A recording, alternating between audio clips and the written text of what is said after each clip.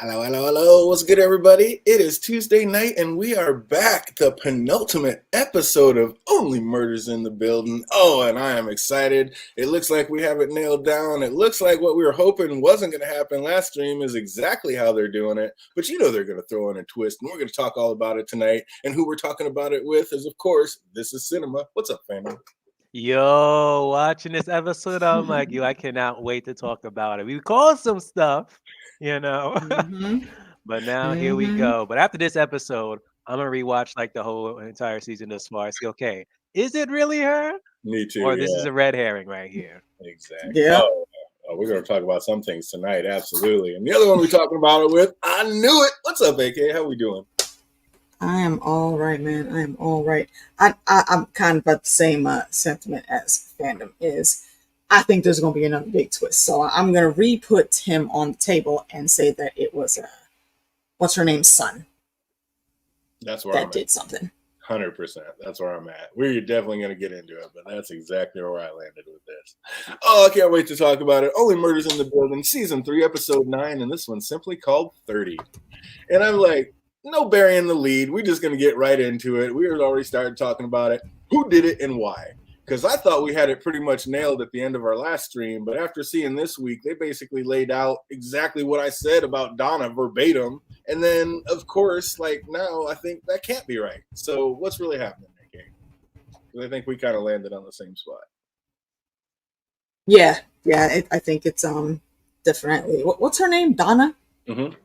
The mom? Yeah, I think it's definitely going to be her. And I actually just thought about something, and I'm probably way off in tinfoil land for this. But what if that poisoning didn't work because there were two different agents in there that kind of canceled each other out? So we saw her put the rat poison in, but when they do the taste or the smell, when he wanted to sniff, he was like really trying to push it in his face. So maybe something else was in there that was supposed to get him too. Could be the reddest of herrings. That is true. The reddest of herring dips, Jake. What's up, brother? Good to see you out there.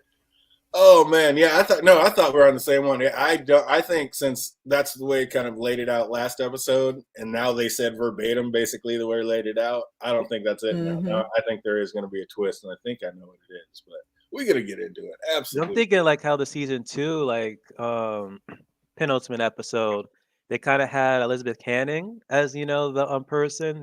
Maybe she's the murderer. Mhm. And then in the last episode, it wasn't her. It was her Mhm. assistant.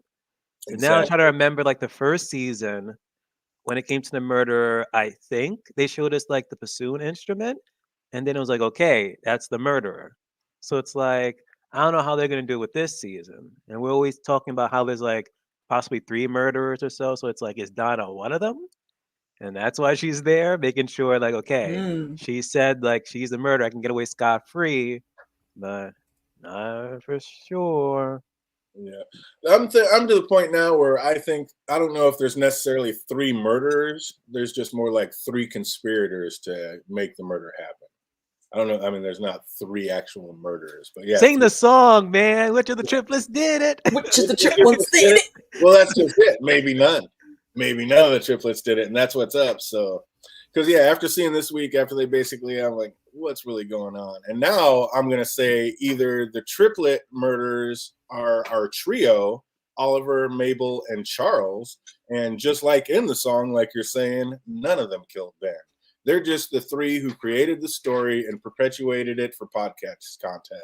No one killed Ben. It wasn't a murder. It was an absolute accident. But just like Mabel dreaming about triplets, it was her old microphone, and they all made up material to keep the podcast alive. Like, I think that might be what it is. So that could be one of them. Or Cliff poisoned the cookies. Donna knows about it and is going to pay Loretta a huge sum of money to take the fall for it, or maybe use her clout to like get her a softer sentence. Or which one's Cliff? Cliff is Donna's son. Yeah. Okay, that I couldn't remember his name. Yeah, that's what I was saying earlier. I think there's a a small chance that it could be him.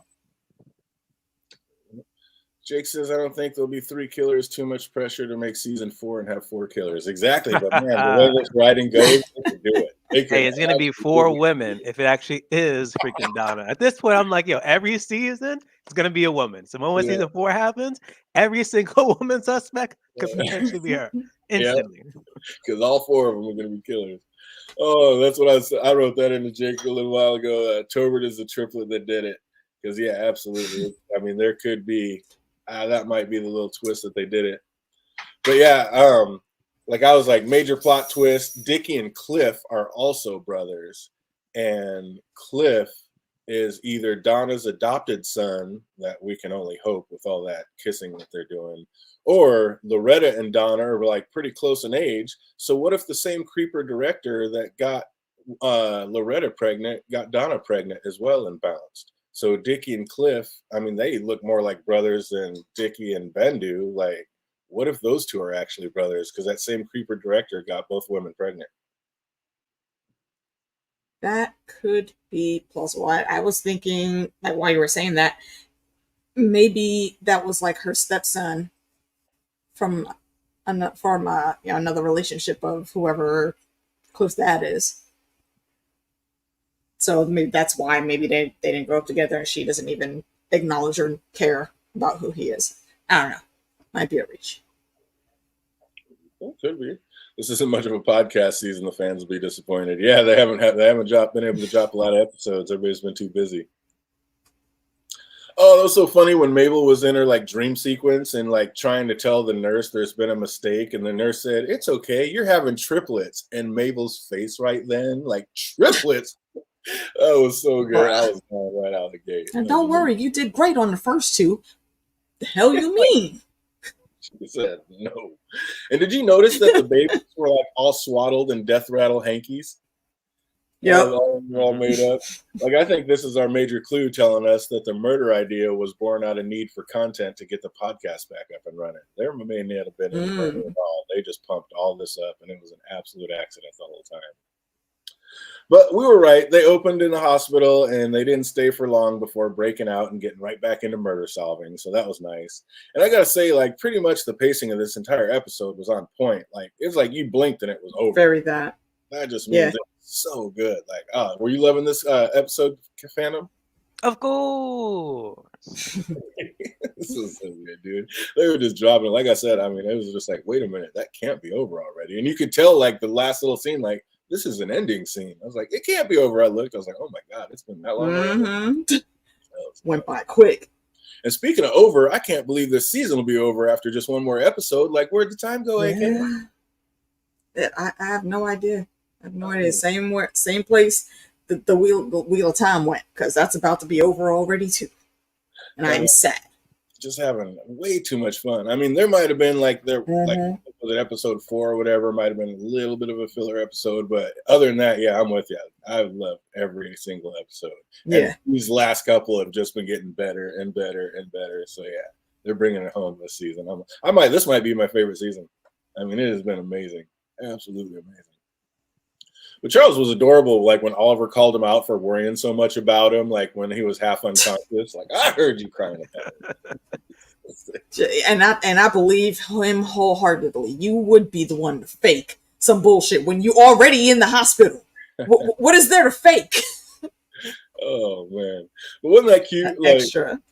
What wasn't cute, though, was when Oliver was going into detail about him and Loretta's promiscuous exploits. Like, nobody wants to hear about that, Putnam. I understand our elders do still feel the call of the flesh, as they say. But I don't need details on your formation, sir. You need 0 details. Not now, not ever. No, thank you. Of course, Putnam would go into details and such. All around, up and down, and hey. It was like, hey, nope. Nah, cut that off. It's like those memes where you see somebody doing something random, and then all of a sudden the screen goes black, and there's a guy holding a Bible, hand it back because he smacked him in the head with the Bible, and get it together. Keep that to yourself. Another pitter-patter moment was when Oliver asked Charles if he'd reviewed the interrogation tape yet, and he said, "No, Mabel wanted to wait so you could be a part of it." I was like, oh, So cute. Look at these guys getting back. But that was one we did get wrong. There actually was footage of the police interviews on the GoPro camera. You doubted them. You doubted them. The old didn't mess it up after all. Way to go, fellas. Oh, proud of you. Oh, then we get the opening credits. And at first I was like, what? Another blatantly obvious one? But then I kept watching and I was like, ah. And then after watching the episode, I really got it. I was like, okay. Really? Then what is it then? Because I thought when I Was saw it it, the I was cop like, car? no. Because at one point I No. thought so, but then other episodes you do see it. Then I saw the tree on top of the roof. I'm like, okay. But you're telling me there's another one, DJ? Mm-hmm. Besides the trio? That I don't know what it is. No, it's the trio. Okay. But it's not just on the roof. You didn't notice anything else? Well, I know. What was it? There is a window where all three of them are in. There is a window with all three of them. So that's the Easter egg. It's showing how all three of them are going to be in different scenes checking stuff out.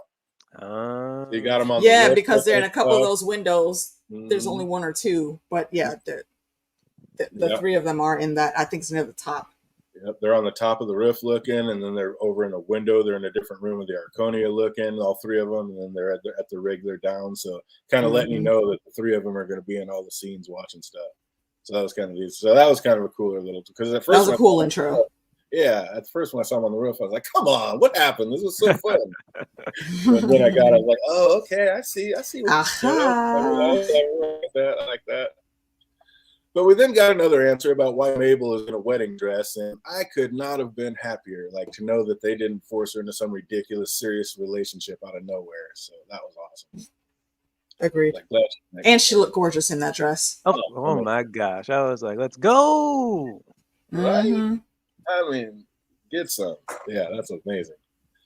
But yeah, that was a good one. And then it was sad to hear though that Joy is already dating someone else, and like Charles had to have that reminder just dropped on his front porch. Like, that was kind of brutal.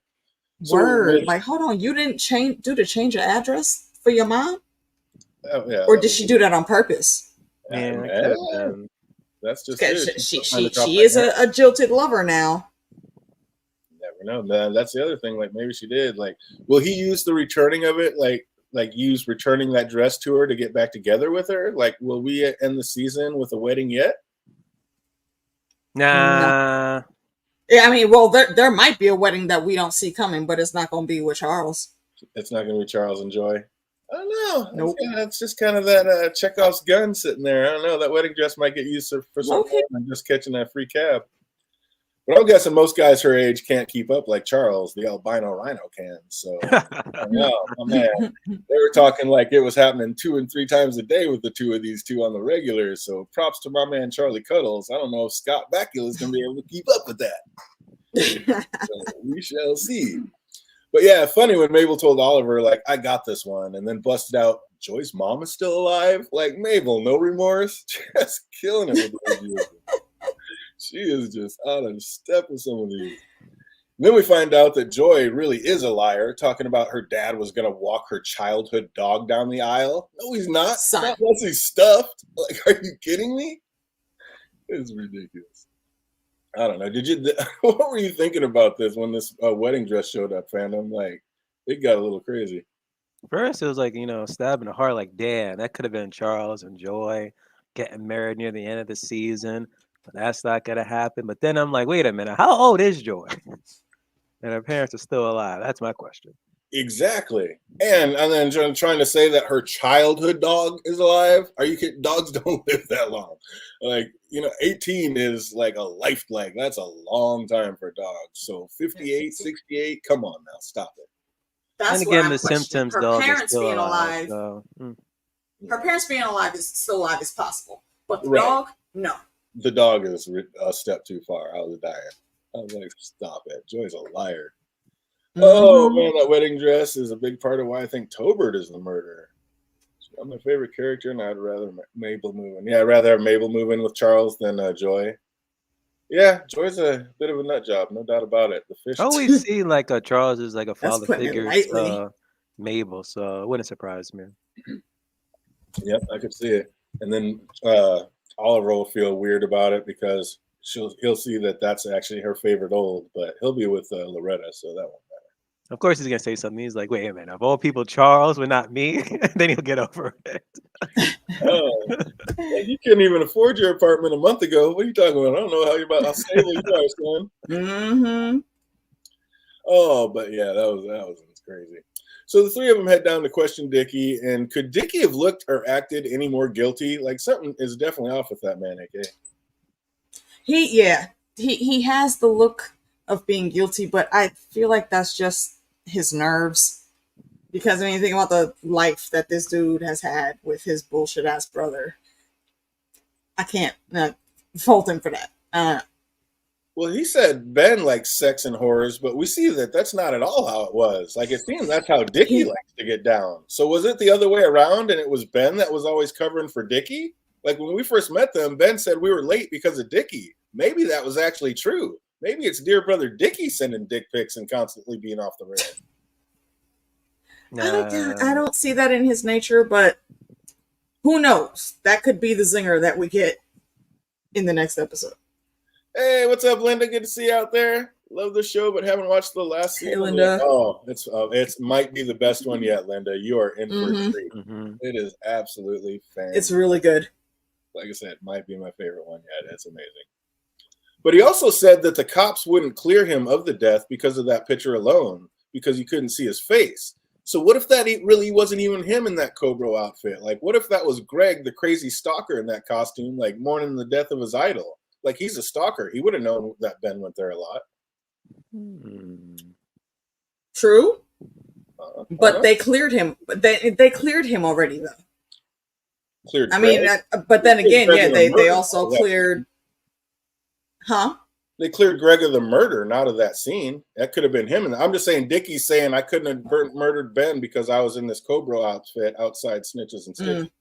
But the cops wouldn't clear him because they said they couldn't see his face. So what if he's just saying that was him and it wasn't? On top of that, why the hell, if he's here when he heard that dude wasn't the murderer, Loretta's not the murderer, why did he have to get up and go talk to his lawyer all of a sudden? Why wouldn't he? She's not the murderer. I got to go call my lawyer. Why? Just to protect his interests. I mean, wouldn't you want to confer with your lawyer if you figured out you were still a suspect? Yeah, that whole scene, I was still on side-eyeing Dickie, though. Yeah, because he wasn't. They were going above and beyond, showing that he wasn't a suspect. Because we know it couldn't have been you, of course. So even then, I was like, "Are you really gonna meet up with the potential like murderer right there and be like, it could have been you, right?" And exactly. then I was like, "Come on, guys! It's like 3 seasons now." Oh, that'd be great, celebrity. Because if it is, like I said, I called that 2 seconds into the show. It was Tobert. So if he really does end up being the murderer, but if it is Tobert, I don't. Because like when they show him and they kind of show somebody in a suit and arms, like it almost looks like a jacket, like we've seen Tobert in before. But those arms just looked a little skinny. Like Tobert's a little yoked up. So yeah, he's got a bit of buff. So I don't know if it's Tobert, but yeah, I don't know if if that could have been him. But yeah, it could have been him because I could see like that whole baby elephant story has got to come into play. So one way or another, I believe Tobert saw the death and just didn't do anything about it. So I think that could have been Tobert. I don't think he murdered him. I think he could have been standing there. Old boy was probably a little woozy from all the drugs or whatever. There's a broken elevator. Somehow the door probably opened up. It wasn't fixed yet. He got all wobbly, went to fall, and instead of reaching to grab out for him, Tobert just let him go. And he fell to his death. I think it's going to come out. Yeah. I think it's going to be something like that. I don't think it's going to be a murder, so to speak. I think it's just going to be an accident. These three have been pumping it up for podcast material, making more out of it than what it is. And yeah, I don't think there was a murder. I would just like to posit that I called that when we did that stream right after the murder. Mm-hmm. So yeah, not about Tobert. I still don't think he had anything to do with it on any level. But I do see the points that you're making there. But yeah, that was my first thought, that it was probably not even a murder, because the way Ben rolls, he's a bit absurd. Absolutely. And when he's spiraling, he makes lots of mistakes. And we know at that point in time, he was spiraling. Yeah. He left the building 20 minutes earlier, too fast to get dressed, get down there to be on camera. Who did? Tobert? Yeah. He left 20 Who? minutes earlier. Too fast to get dressed. I'm not sure. I don't know what that 20 minutes from what? The party? Talbot did inject himself into the investigation. Mabel mentioned killers do that. Yeah, he absolutely did. Yeah. And that was another thing that's kind of leading back to the Talbot thing. And the fact that he's been kind of missing these last few episodes. Like, we're not going to forget about Talbot, but He's been working. been working that back scene. And we already see, like, he wasn't real happy the way Ben snatched his camera, which was another cool scene. We actually see that was true. Ben did snatch the camera and he walked away. And he didn't walk away happy, but he did walk away. The stalker left 20 minutes before Ben died. Oh. Okay. Oh, okay. Stalker. The stalker left 20 minutes before Ben died. Oh, to get dressed in the GoPro and go up there? Yeah, but did we see... I mean, he could have had... I mean, if the stalker had that thing already had it, because he bought it or had one or whatever, I mean, he could have just... How hard is it to jump in a suit, drive over there, and be drunk outside a thing mourning your idol? I think he would have had time to do it. Dude, you want to talk about who didn't have time in 20 minutes to get dressed and go somewhere? You know how long it takes to put on a tux or a wedding dress? These people said they had 20 minutes to get downtown, got into tuxes and wedding dresses, got a cab, and still made it in time. Get bent. That was not in New York traffic. Yeah. I'm calling bullshit. Beyond ridiculous. Stop. I was just like, stop it. It takes a minute to even get an one elevator. says no to a bride. Yeah. That whole thing was, dude, I've DJ'd 1,000 weddings. I've put on many a tuxes, and it takes a lot longer than that. Stop it. Yep. But yeah, again, like, why did Dickie need to call his lawyer? Like, so you guys think it was just to sure it up, or because he thinks he might be a suspect again? I mean, the three of them said they don't think Loretta did it. So I don't know. Yeah, I don't know.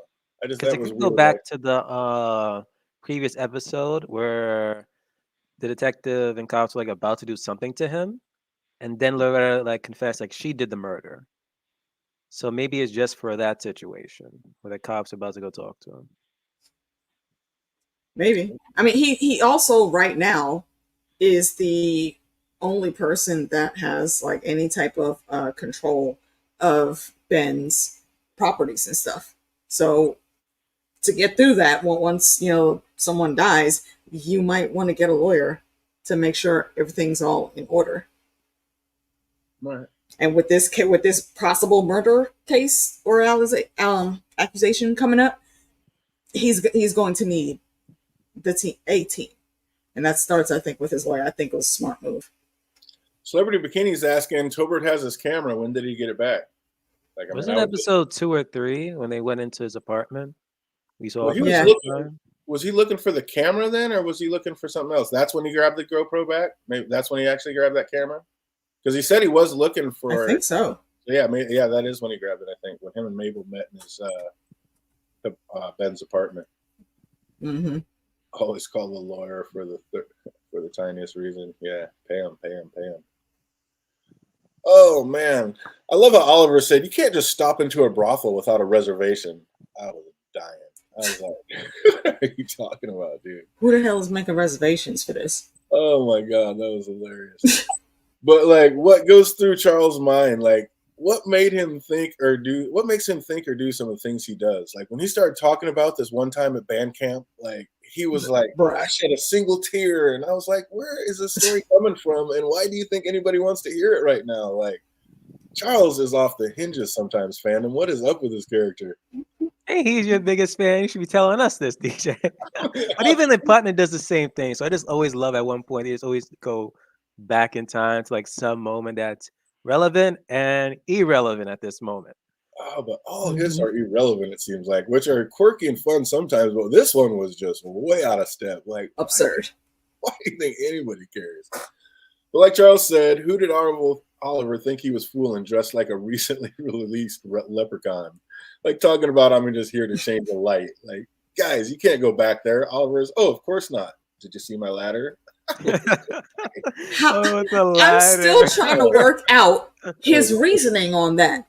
The only time you see someone walking around with a ladder, 9 times out of 10, is to go repair or build something. What made you think that an employee was going to let you just walk through into the employee-only area just because you have a ladder. Yeah. Sir, come out of your delusions, please. This is not the stage right now. With your hospital slippers and dressed like a leprechaun, like a reason for dying. And he's like, "Oh, of course not." You know what? That's the mentality of some New Yorkers, though. That bullshit, thinking they can just get away with shit all the time. Putnam was killing me with that one. I was just like, stop it. Then Charles with that sad fake crying, like saying this guy's made of stone. Just, the cringe of it all. Like, maybe he just don't care about your bullshit because you're not crying. You but just sound like you're making a weird noise. It worked because it got to at least use the bathroom or go to the back. I was like, oh shoot. Okay, but see, that's the thing. Look at the whole demeanor of that dude. He don't care. But when you come in looking like, yeah, you about to go to someplace in that building where you're not supposed to, no, that is his job to stop it. But hey, if y'all need to go to the restroom, go, because you look like you have some issues that need to be worked out, and I can't help you with that here. Yeah, that was so weird. Like, why is the clerk like, you can't go back there? And then 3 minutes later, like, oh, you want to use the restroom in the back? Sure. Like, that's just got to be, I don't know.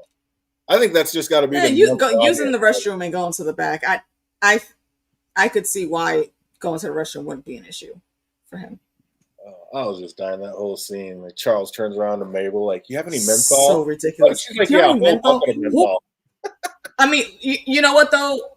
If he would have caught a random West Indian person coming through that door, yeah, they probably would. If it was an auntie or an older like grandma, they probably could pull out some Vicks out the purse and do a little dab. So he wasn't necessarily wrong for asking. That was crazy. But yeah, I think that was just all to got to be to numb the audience's mind to kind of get their brains to gloss over some of the finer details, because usually it's Charles with no filter, but when they got back there and then Oliver just blurts out all loud and brash, "Oh, you're the 5 whores." I was dying. Oliver, sir. Oh my God. He's so out of step. I love how one of them was like, "Oh, I was a whore back in the day, though." I was like, "Oh shit!" No offense. So 1 in 5. I'm like, okay. I laughed so hard at that. He was like, "Oh no, baby, I used to be one. It's cool." Oh my God! Oh my God! How fast were your hearts? Like how fast were the heart cogs starting to churn when you started hearing like Ben was up all night sewing gifts for his fellow castmates? It's like, wait a minute. This does not sound like the Ben that's been painted before me. Doesn't absolve him one bit. He's still a dick. I don't know. I was like, has anything we've even heard been truthful? Because he's all in, he's in a sewing circle, and running lines with olds of his own right now. And then we hear that emotional voicemail that he left, meeting his friends. More and more, it's seeming like he was the exact opposite of what we've been led to believe he was. Or he's just really good at hiding being a dysfunctional person. I mean, maybe, but I mean, he's not really, there's nobody to act for there. He was just hanging out with his olds, sewing, running lines, having a good time. Those are his people, doing just basically a male Mabel. So I was like, how much of what we've actually heard about him has been true? And then we start to see all the stuff that we thought we knew about him. And now we're starting to see the backstories on him. And none of them have been what we thought it was. Other than him, of course, eating the cookies and being the one who wrote it, which that was a nice team effort with everybody we're going to talk about. I don't know. I mean, there's a good side to him. That was kind of showing that. Yeah. I'm wondering, how much of it how tainted have we been thinking he's this evil entity? And maybe, I mean, he's still a dick. Right. That's what I'm saying. I'm not saying he's not extremely evil. No, but I think we can tell by some of his interactions with Dickie. Yeah. And everyone sees that. It's not even a thing that is being kept secret or hidden too much. He's been a dick the whole time. And there may be some soft side to him, we saw how he was with the ladies and whatnots, but I still don't think he's really that good of a guy at all. I don't know. I think they might let some things out next episode. And yeah, of course. I mean, he had, he's a star and he had an attitude, and I'm sure there's some things about some things, but I don't know. Now I'm starting to wonder about, I mean, he even admitted his olds that he was, mean to some people, but a lot of things, it seems like the circumstances that makes him do it. Like when him and Loretta were fighting, it's because Loretta's trying to steal his brother. His brother's is everything. He can't lose him. So of course he's going to be. Is his brother his everything? Seems like it. Yeah. I mean, seems like he's right there doing. Yeah, seems like it. Absolutely. Is everything. I mean, okay, his everything in what context though is what I'm questioning. We already seen Ben super needy and emotional and feeling like he's out there by himself. So I mean, yeah, he's needy and emotional, and he just very much does things at a whim. So I don't think that he's not completely evil, like I said, but I don't think he's a good guy still. And I agree, not really that good of a brother either. He almost kind of rubbed it in Dickie's face in that back scene, you know. So that kind of solidified it for me. Oh, 100%, Jake. There's not a lot of extras in this. Like just about every extra in this series is somebody who's it is almost. I knew Mimi placed there was intentionally. And I think I saw Mimi and was in one of the Five Whores. Mimi, I remember wasn't she in like the Netflix show Daredevil? Wasn't she like one of the members of that crime syndicate, whatever? Every one of those ladies. Mistress, wait, Mistress Chang? I think that's her. Yeah. Hold on, wait a minute. No. See, I gotta fact check that because Mistress Chang is one of my favorite villains.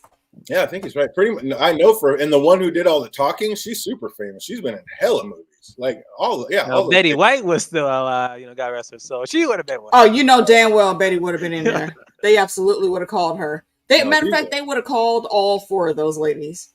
Yeah, no, these are, dude. You know, this is basically right, that is Lady White or Steve Martin putting this on. Like, you know, he's bringing back all his old friends and like giving them. Oh yeah, absolutely. I mean, not only his old friends, but people that he's known in the industry that he's also a fan of. Yeah, respect. I really like how they cast their extras for this series. Yeah, no, their extras are not extras. Holy shit! Damn, yeah, you are correct.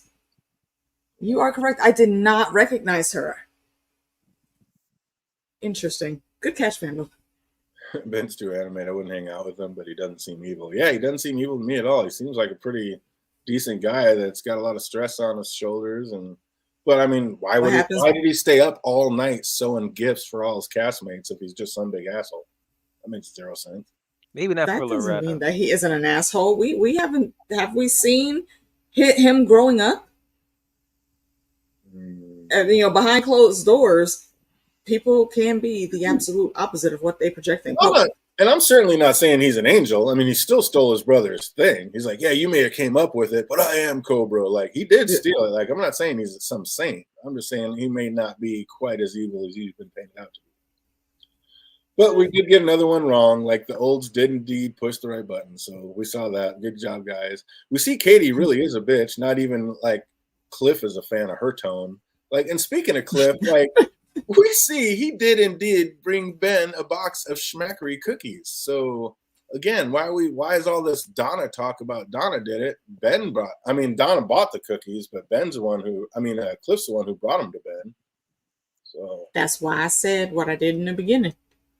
Like, what if, because we saw him, he was wait, just let me smell it. And he gets close, but he's not trying to like actually put his nostrils on it. And there's Cliff trying to shove it in his face. I'm like, whoa, bro. Okay, first of all, that's creepy as hell, young man. Second of all, you're hella sus right now. So I think he may have actually done something to that cookie, and it happened to be the same one that Donna grabbed and put the rat poisoning on, and whatever chemical makeup those two things have canceled each other out in some way, shape, or form. That's why the poisoning didn't work. Wait, did Putnam eat the cookies this episode? Putnam? I know he got some cookies delivered to him, but I know he didn't eat them. No, I don't think he did.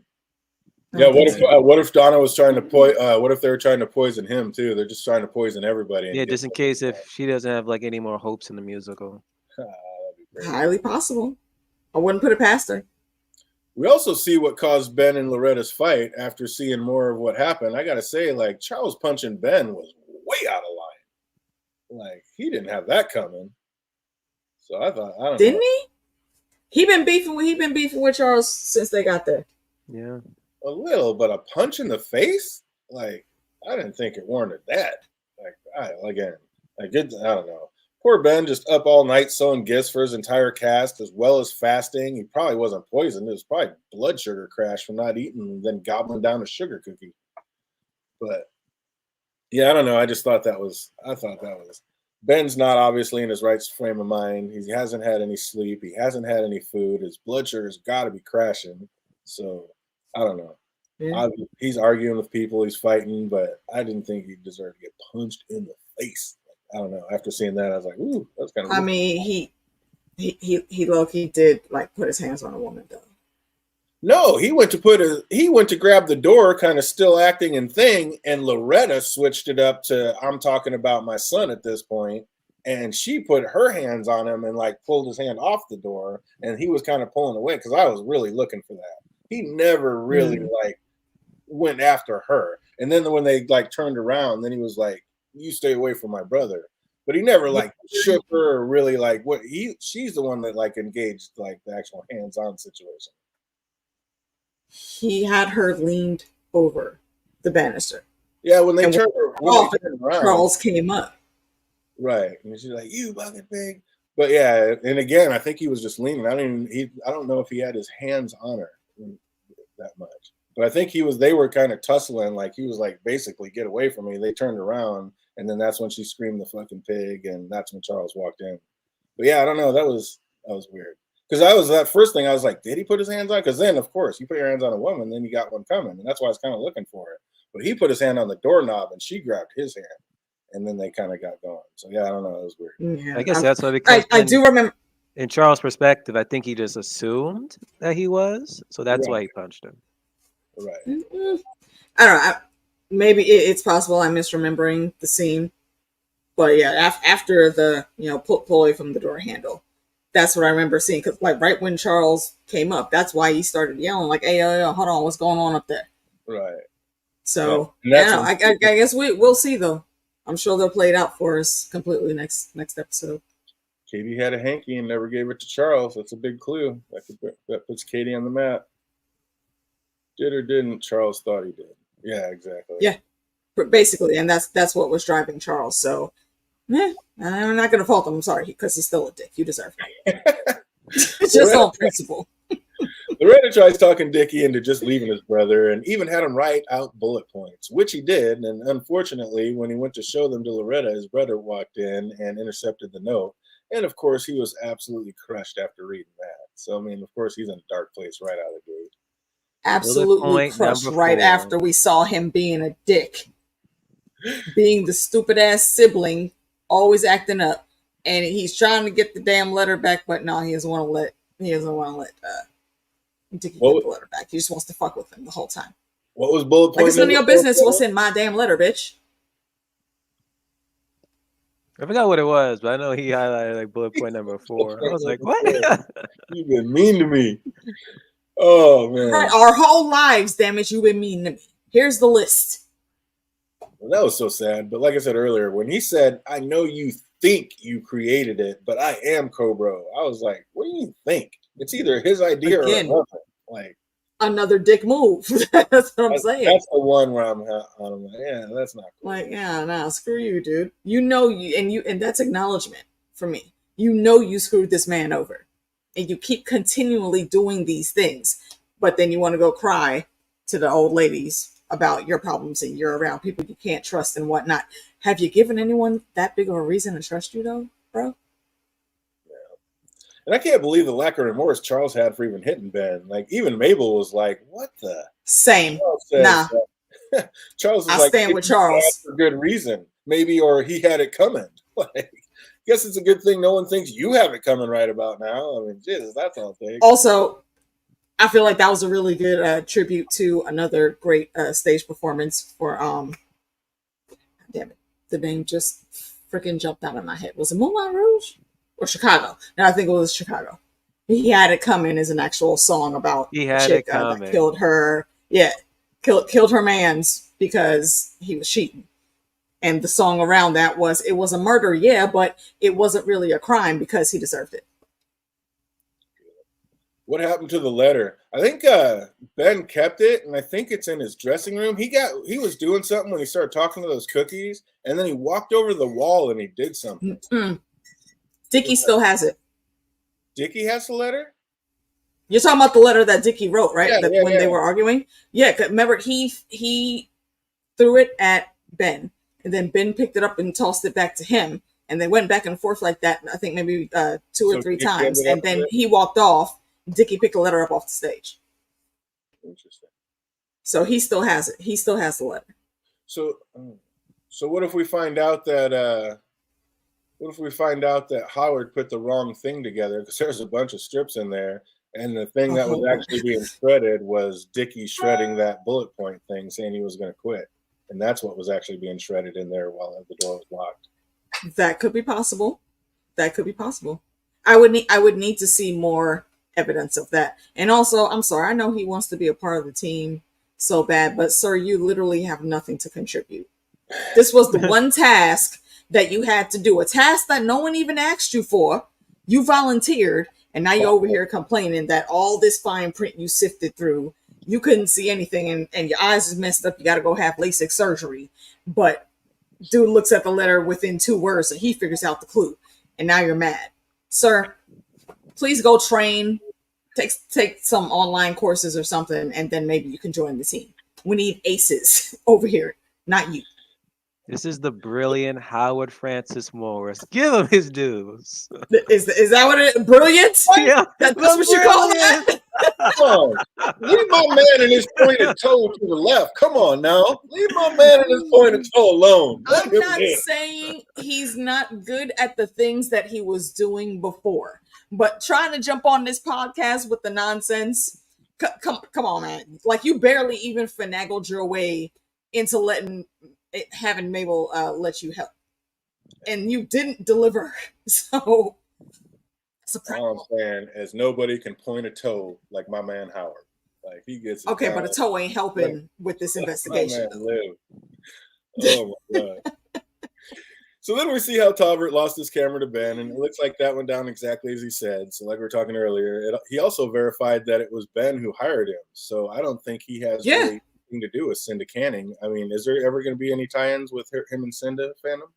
No, still could be it, because literally, like, right after the whole murdering thing, like, that could still be her hiring him after the whole death of Ben, just so in case, if Mabel and the crew do end up doing a podcast, boom, we got Tober still, like, feeding her everything. So you're thinking maybe that he wasn't, Cinda Canning is a Tina Fey.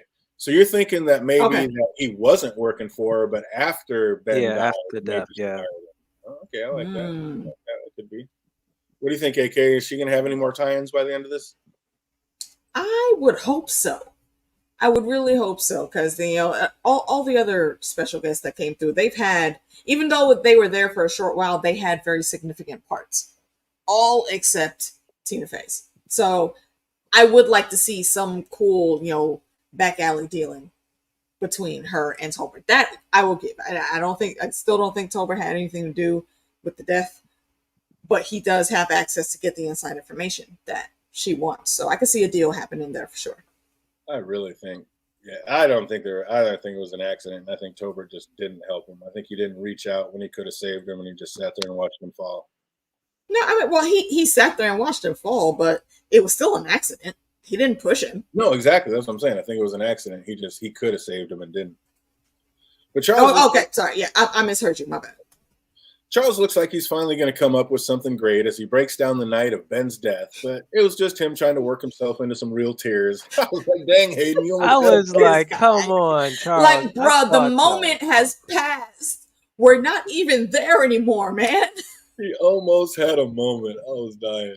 I was like, the stuff that Charles gets into. Oh, he is on one. I love it all. Speaking of having a moment, like when Mabel revealed that it was her birthday and said there's no way she'd rather spend it than running around like looking for clues with her olds, like my heart went up the same time Oliver's did. Just pitter patter. Like, oh. Mm-hmm.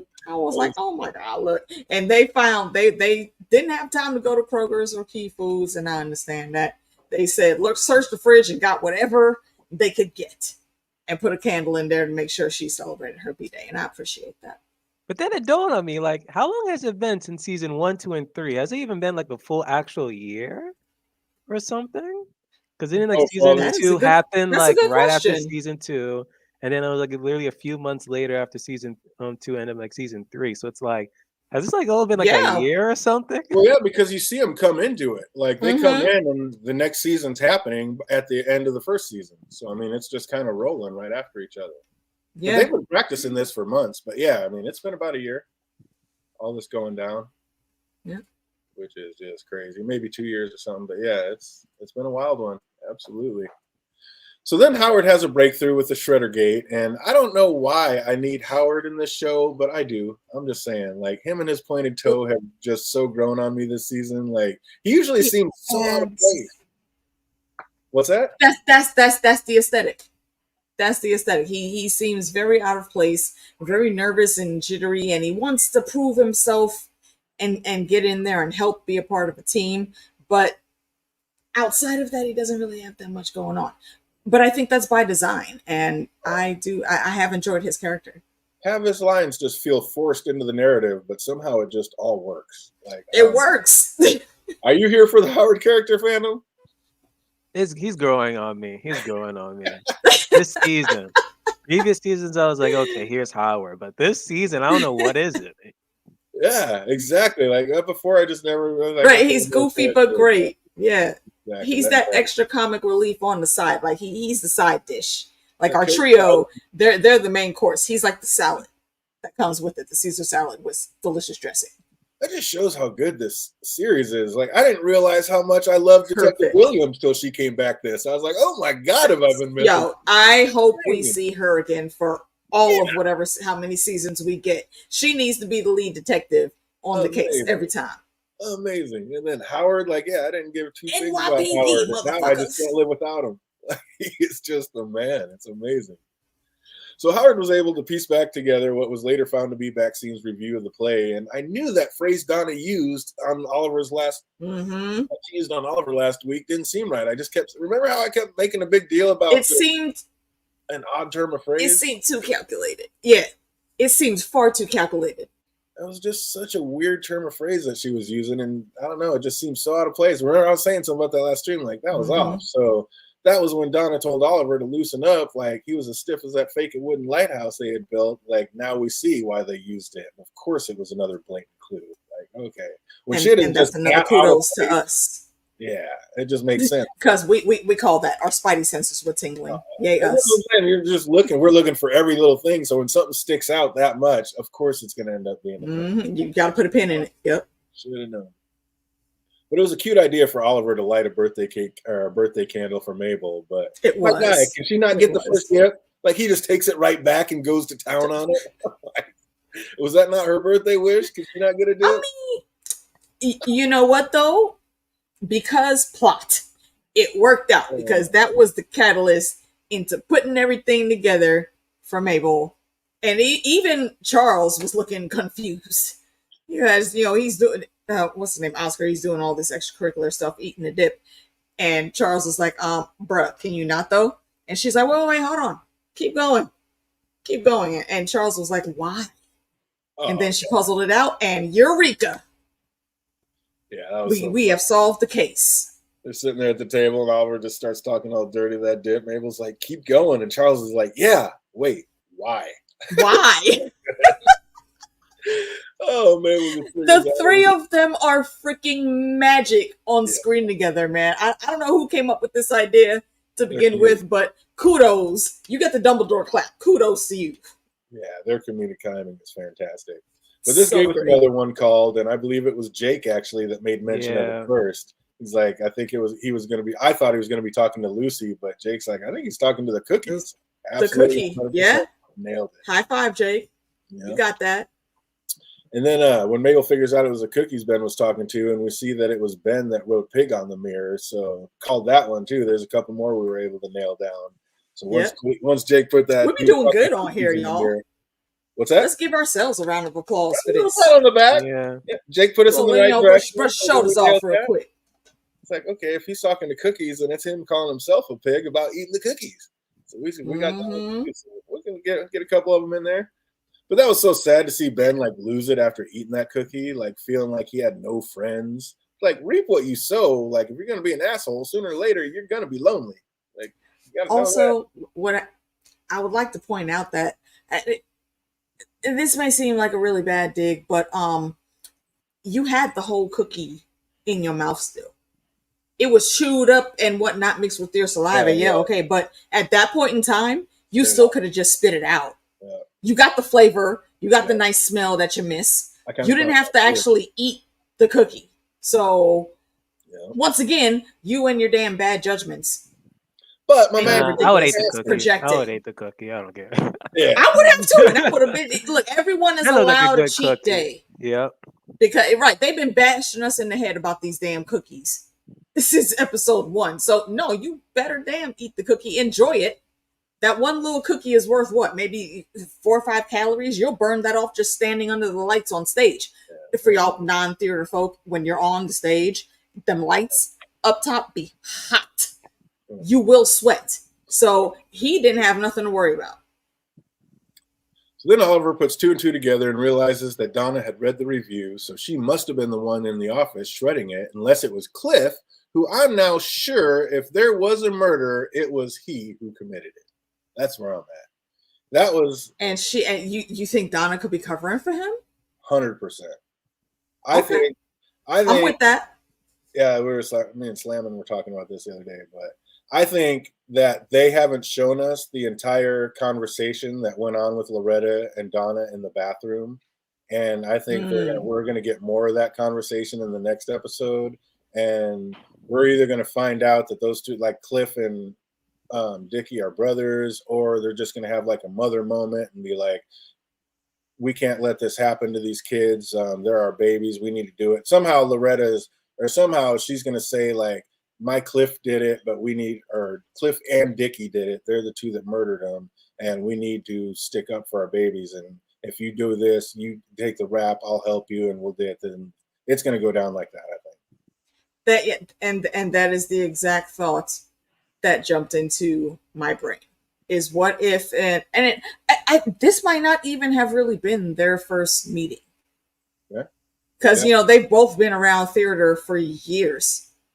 So they probably had a pretty good grasp on who each other was. And even if they weren't friends, it seemed like they were still open enough already to chat about their kids and a love of a mother on a random, excursion in the restroom. So there could be some maybe hinky things going on there. It's very interesting, the dynamics you just brought up. I like it. And that was looking like a pretty tender moment up on stage with Loretta and Dickie. Like, she asked if he used the cream that she got him, and he's like, yeah, I did. And I don't know, what's up, fandom? Did Dickie know that she was his mom somehow? I don't think so at all. She's a kind lady. I don't think so either. I mean, they just looked like they were having some pretty tender. I mean, even when our 3 were out in the crowd watching this scene, they're like, I feel like he's gonna give him a bottle. Like it couldn't have been any more of a motherly moment. So we really don't think Dickie had any sense at all that this could have been a thing. No, because even like at work, you might have like a work mom or something like that. So it's like, and that's facts. She just like gave that vibe off. Okay. He was also her manager at the time, so yeah, they would have the time to be around each other and get into these intimate conversations, I think. So it's I don't know. I can't see any way, honestly, that Dickie would just automatically guess or pick up that was his mom. He could have just been completely content to feel like there is another person finally that truly cares for him, and he's running with that. Yeah, not necessarily the mom angle.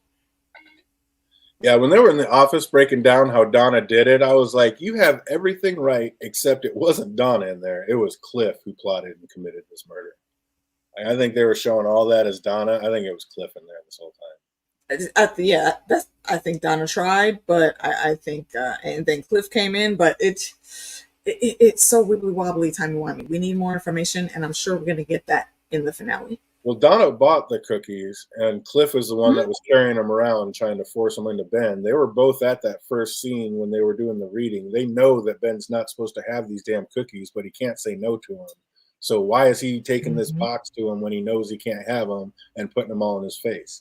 That was Cliff who poisoned those cookies and tried to get Cliff to get it because he knew it. He was going outside freaking out in front of his mom like, this is going to be a shamble. This is going to be terrible. What am I going to do? Like, he knew that this was going to, and he knew that in the first place, it was Donna who said we shouldn't do this. And it was Cliff who said, I believe in it. I want to do it. So then, of course, Donna backed her son.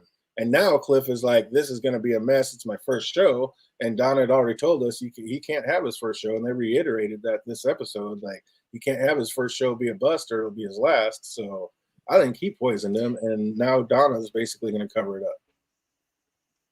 What if, random tinfoil that just occurred to me. What if Dickie and Ben, not Dickie and Ben, but Cliff and Ben knew each other already in the past, coming up through the circuits, and much like how Ben feels like he was just ignored and passed over and whatnot, what if he was trying to go out for some of those same roles that Ben was going out for? Ben and Cliff? Ben, yeah, Donna's son. That's his Cliff. Name, right? Yeah. Yeah. So what if he has been feeling, maybe jilted, and of course you know how Mama Bear is going to react to that. So now in this case, it could be just like a random revenge plot, not even that big of a reaction. I mean, well, there was definitely going to be a reaction because she doesn't want her son to fail again. But it seems like she went a little extra hard, I think. And as we just discussed, I think Cliff definitely was the forefront, I guess the hand that came in and did everything. But we've seen how manipulative his mom is, so she could have easily coaxed him into that, especially since he's not as famous. Yeah, possibly. Possibly. And it's just an assumption. That's why I said tinfoil, that growing up, getting different acting jobs and, becoming known around the world and whatnot as a good actor, that could have been Ben if maybe he had tweaked something in his performance against, not Ben, I'm sorry, could have been Cliff, if Ben hadn't beaten him out. And I know, extra out there is a reach, but it just popped in my head. Be interesting twist. No. But again, I get that it's only a 35-minute show, but come on. Like I said, they only had 20 minutes to get to Loretta's arraignment downtown, and they are in their mid to late 70s, and she's a woman. I am not buying that any of them got dressed in that time, much less had any time left over to get downtown. It's like, you know how long it takes to put on that's kind of a tux and a wedding dress? It's not even the tuxedo. It's not even the tuxedo. It takes far longer to put on a wedding dress. That's what I'm saying. Both of them. Oh, and to get your hair done to where it sits properly under the veil that she has on. Yeah, there's no way. Where is their building? Isn't it like Upper Manhattan? Probably, yeah. Oh, it's definitely better. Like they're right there in the thick of the city in the Arts District. Yeah, you're not cutting through traffic like that. That was ridiculous. And first of all, once they did get there, how bad is that bailiff at her job that she didn't realize that it was an arraignment for murder going on behind those courtroom doors, not a wedding? Yeah. It dawned on me after instantly when he went in, I was like, wait a minute. How did was it supposed to be like a wedding? Like what? Like she was almost questioning it, but then she stopped, and I had to give a touche though to Mabel for that, because they shoot their shot, they tell the spiel, and she's like, okay, so you're getting married and you have a fiance in there, you got a husband in there, and then Mabel hits her with the, why does it always have to be a husband? And right then and there she flips, like, you know what, touche, my girl, go ahead. I understand.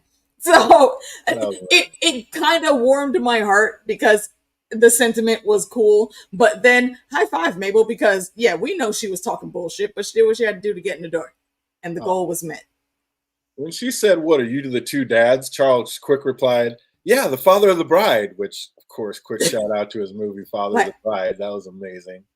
And then that was a lot. And then Oliver even has to he has to just bask in every moment, make everything a moment for a sec. He's like, every time. oh, that's fun. Like that whole little scene, like the little details of this are amazing. On fire, always. But yeah, that was fantastic. After when Mabel said that, why does it have to be a groom? Nope, you're not about to catch me on one. You folks have a nice day. Bye-bye. Facts. In New York of all places, right? Yeah. Okay, nah, we not about to catch that lawsuit. Nope. Go ahead. We out. Have a good one. Enjoy your day. That whole scene was fantastic. Hilarious. We get to 3 busting through the door scene, and again, thank goodness that they did not try to marry this poor girl off. But we see what that whole scene was in the clips. Not her getting married, just her trying to get downtown faster. That was fantastic. But yeah, thank God they didn't marry her off. She doesn't need it. The show doesn't need it, and we sure as hell don't need it. So, can I give a small kudos, please?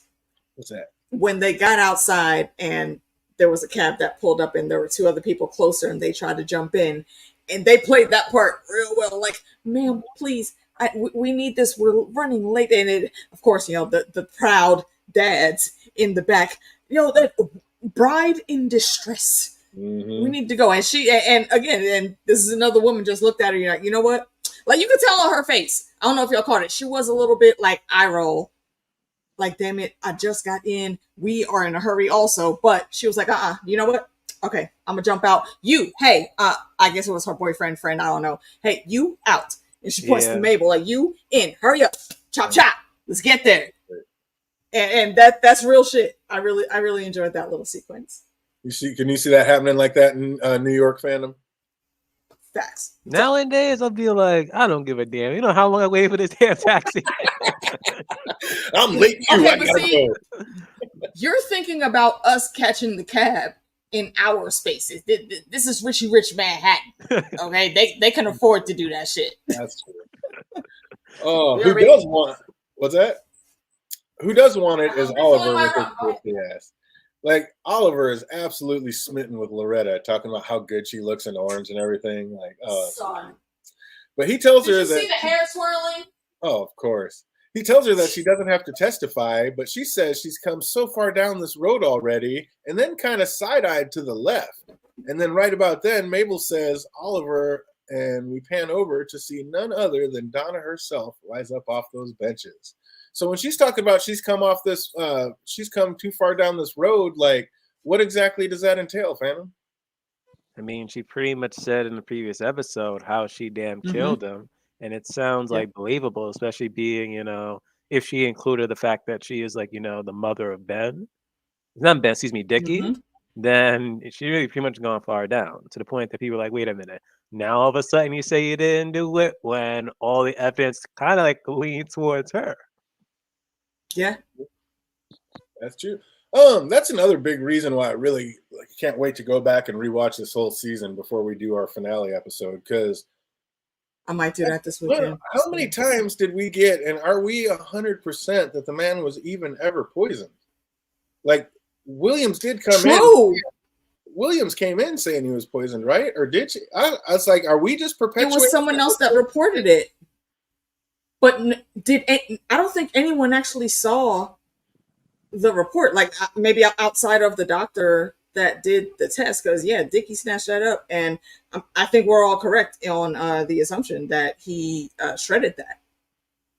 So the person who truly knows is the doctor who cleared the reports. Right. So that's why I'm like, have we been pulling a trio and we've just been perpetuating this whole poison thing, and it's not even a thing? He was never even poisoned. Like, we just kept like they gave us a little nugget. True. We all I got to go back and rewatch and just get the finer details and see if we can't get this 100% nailed down. Maybe do another quick stream before Tuesday and see if we got it all right. Because this whole poison thing, like, what if she was never even poisoned? What if there never was poison? Like, we just ran with that. So possible. If you could put a pin in that, if I can do next Monday, if you decide we want to, I just can't do it right at can't go early like we do sometimes, because I got to stream at 7. Okay. Yeah, we could. Yeah. So as long as it's 9 or so, then I'm good. We can do that. What doctor would find arsenic in the system and cover it up? And did they? I mean, one who gets paid. It wasn't the doctor that covered it up. But then again, like What? remember, this is a celebrity that we're talking about. It's very easy for him to just get a check and he Yeah. shuts the fuck up. Maybe. That's I mean, simple. but if he's talking with, like, I think what he's saying, like, if he's talking with cops and these are cops asking, like, what's the cause of death? Is he really going to cover that up to them and lie to them about it? I don't know.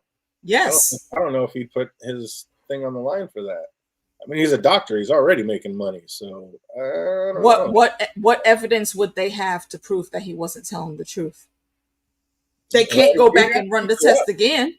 Again, yeah, it's a morality aspect. I mean, he'd have to just be a corrupt doctor in the first place, super corrupt. But yeah, I don't know. If he's taken a bribe to stay quiet, yeah, that obviously he's corrupt. Would he lie to the cops to make sure he keeps that check? Yeah, he will. Again, this is New York. Yeah, I mean, people are shady everywhere, but especially when it comes to medical things and stuff that I've seen, medical malpractice is something that will like win you the highest amounts of funds if a doctor or hospital fucks up. They have so he's gonna avoid that. They have insurance for that. I'm kind of with Jake. I think they'd cover up drugs. I don't think if he was poisoned, and which makes it look like murder, I don't think he would cover that up. So yeah, like I said, I just need to go back and watch and see what they actually tell us. And like, did we run with this poison thing, or did this man actually get poisoned? No, I will. I stand firm to believe people aren't as good as we would like them to be in that point in time. And if that dude, and yeah, he's a doctor, he's making money, but he could get more free money just from not talking about this one thing. So it's easy to find somebody corrupt that will do that. Well, that was the episode. I absolutely loved it. I think it's fantastic. And like I said, I'm going to have to do a quick rewatch of this entire season and maybe try to sneak in a bonus episode, like on Monday and try to get it in and see what's really happening. See if we got it figured out and if we nailed this twist. And like I said, there's either I'm positive, but I'm 50-50. There's either no murder, it was an accident, and Tobert watched it happen, or Cliff killed him, and Donna, the trio is Cliff killed him, and it's Donna and Loretta that are helping cover it up. And it'll be like Loretta taking the fall for it. That'll be the three trio. Because one way or another, there's got to be a triplet. I mean, this whole season's been about three. Yeah. Freaking episode. You know what? Actually, since you said that, I'm thinking about it. Like, yeah, Loretta would be okay with going to jail because her commissary bank account, that shit is going to be on fire. And she will be able to go in there and buy whatever protection might be needed and get all of the snacks and cakes and whatnots that they sell as extra shit in the prison. So yeah, she could very potentially have a very comfortable life behind bars if she wanted, because that check would be nice. What did you think about this one, Phantom? Loved it. Let's say like an 8.5. Absolutely up there, bringing it home. Like I said, I blinked and it was over. So absolutely fantastic. I did love it. I agree with what Jake said here. No notes. Perfect. Chef's kiss. Well, that one, let's see what we remember. I already know if you know these answers. Put them Not a damn thing. There's only one thing I copied, and you ain't going to ask about it. Put them in the comment section down below if you're watching later. Let's see what we remember about this. Only Murders in the Building trivia for episode 9. According to her MASH, what kind of car did Mabel think she would be driving about now? She will be driving, was it Honda Odyssey? Hey, Honda Odyssey, yep. How would she want to drive a damn scooter? Come down, man. Because this was 10-year-old Mabel, man. She ain't know no better. Don't judge her. Amazing. When did Oliver say his show opened? In 2 days. In 2 days, absolutely correct. Yes. Somebody's on fire. What's Oliver's age compared to Lester the doorman? It's like no idea. 2 or 3 years, maybe 5. We thought about one. Because it's very close. It's very close. Absolutely, it is. I want to say it's between 1 to 3 years. I don't think it went over 3. I just can't remember the exact one. Fandom, anything jog your memory?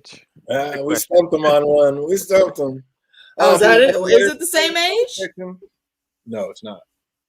No? I mean, actually, That's a good question. No, the guy is. Oh wait, no, Oliver's older than the guy. Or am I misremembering again? Damn it!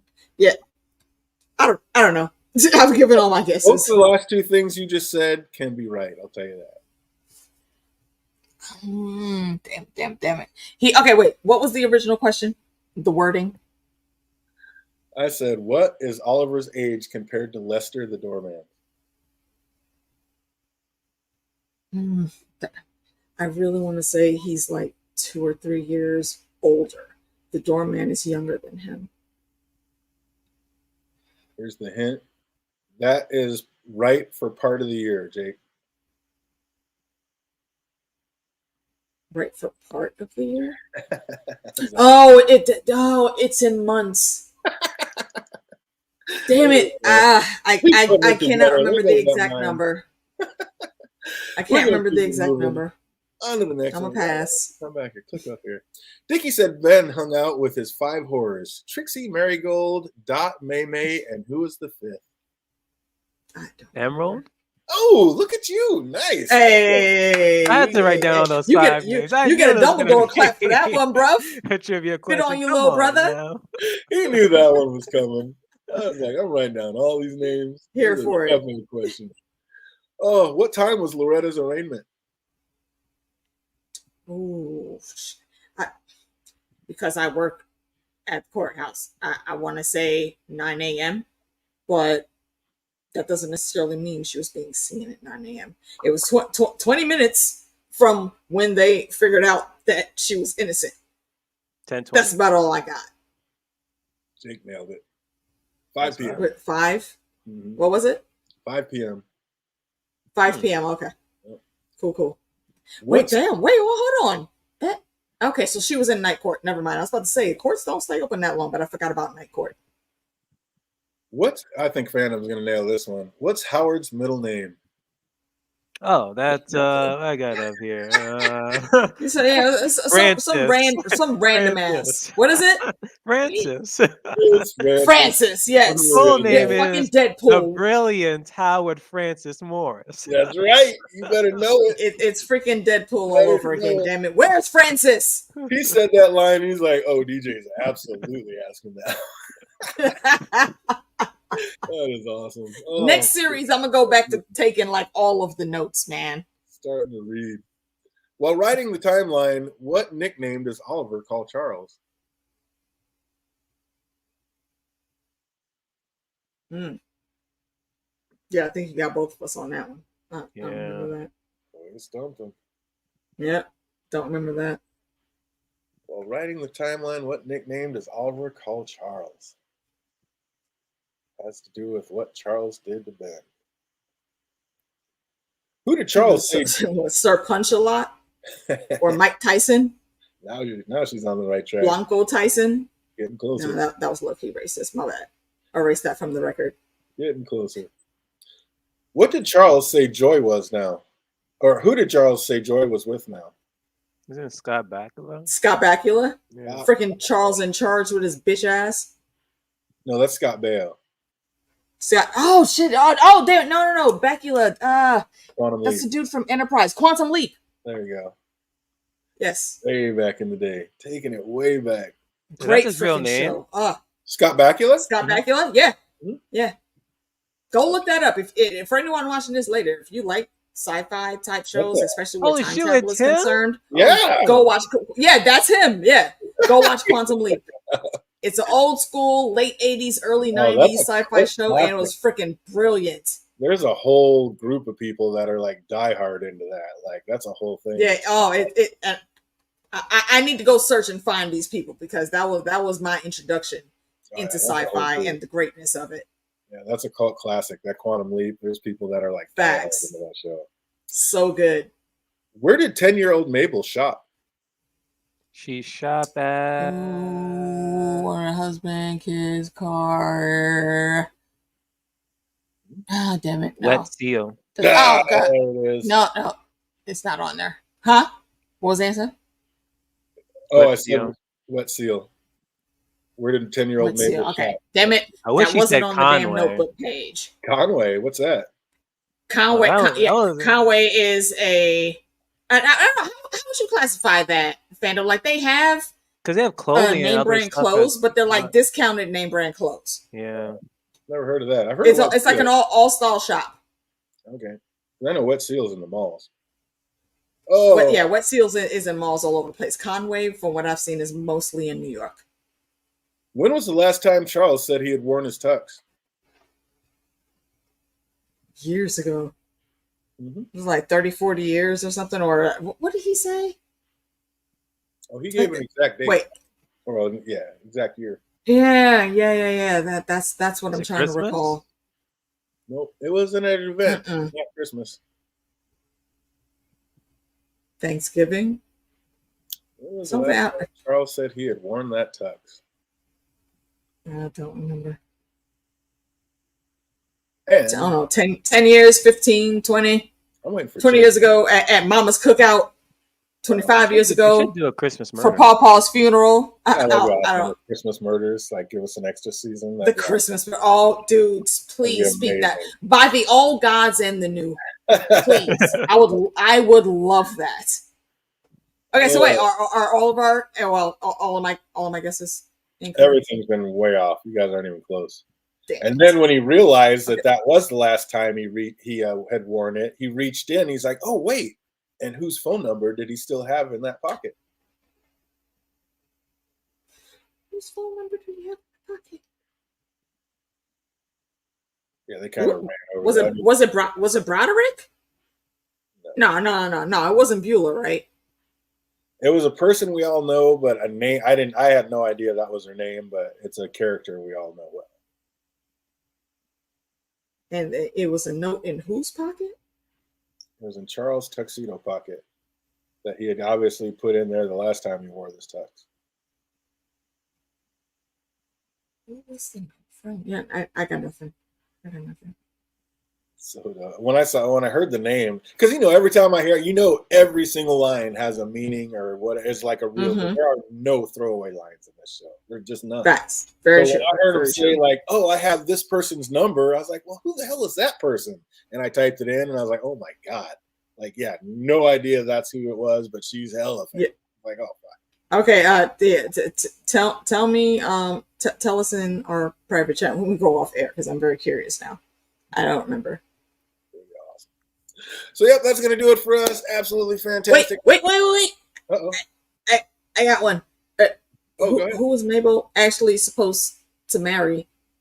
Josh Hartnett. In her mashup. Where's that? Josh Hartnett. Yeah, see. That was I love very how easy she to remember. had Nelly in there. Right. I mean, really, for back in the day, she had some heavy hitters. Chris Klein, if y'all don't know Chris Klein, that was a homeboy from American Pie. Justin Timberlake, which, I mean, back then, yeah, 90s Justin was cool. Josh Hartnett and Nelly. And y'all know Nelly was like all the rage in the 90s. So I don't fault her choices at all.